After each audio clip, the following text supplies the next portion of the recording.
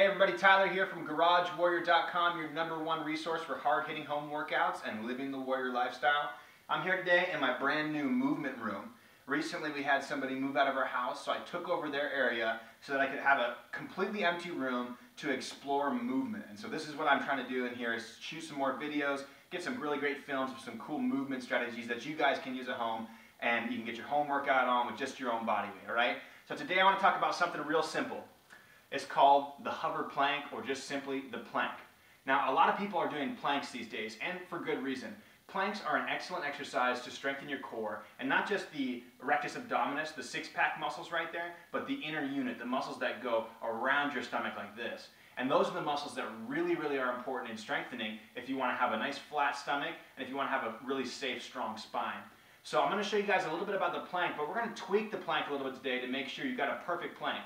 Now here's something that peeves me really hard. I see way too many people sitting in that perfect elbow plank position right there, and then they get lazy in that position and they hold it and they say, I got a 6-minute plank, I got a 7-minute plank.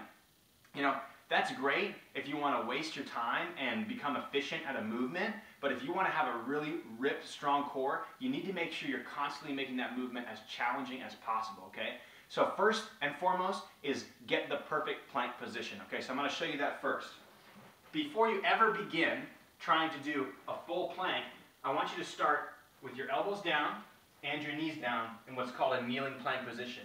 Now, a few common mistakes we see with people here is, one is soft glutes.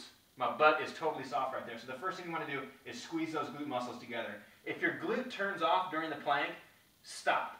Go back, reset yourself, and figure out how to turn your glute back on. Okay, so hold those muscles down first. The second one I see is people pushing their elbows into the ground. You see what I do? I push my elbows and my shoulder blades come out. I don't want my shoulder blades out crazy like that. I want my shoulder blades to come back so my body's in one good line.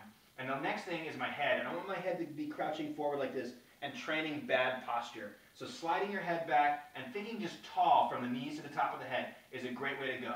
So start with achieving perfect position on your elbows. Then tuck your toes, lift your knees off the ground, and try to achieve perfect position with your knees off the ground. Now, a couple more notes here.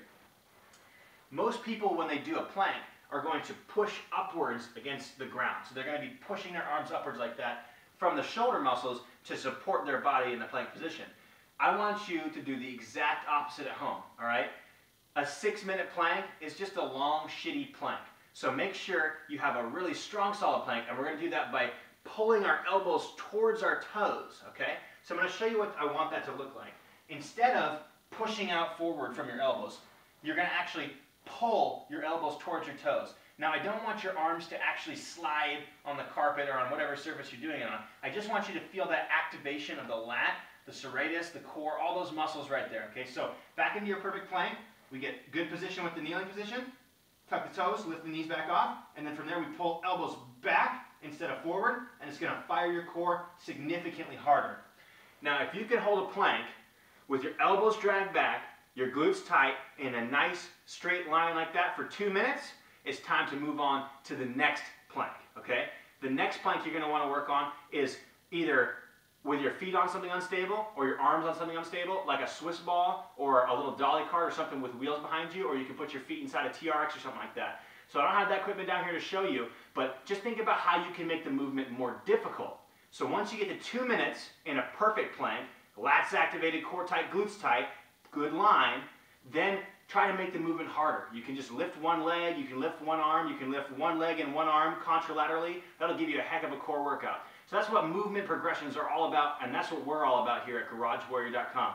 If you guys want more information on how to do awesome ab workouts, click the link below, all right? It's going to show you 11 different phases of ab workouts that I'm going to show you called the Warrior Abs. All right, you guys, take it easy. I'll see you next time.